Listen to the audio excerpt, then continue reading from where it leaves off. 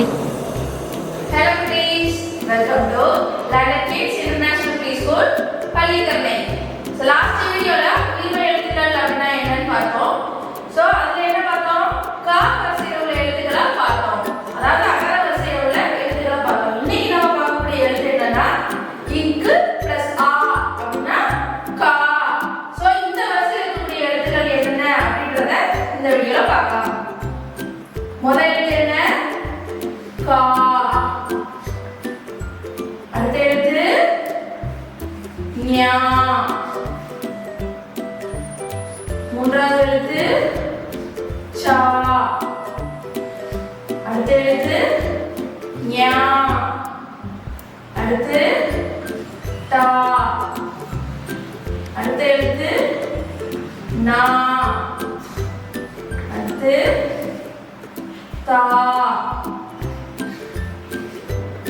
நா. அடுத்த எழுத்து பா. அடுத்த எழுத்து மா. அதுக்கு அடுத்த எழுத்து யா. அடுத்து ரா. அடுத்து லா.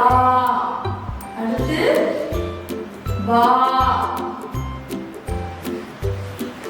லா. லா.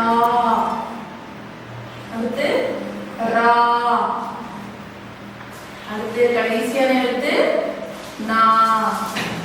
Okay, please. Thank you. Thanks for watching.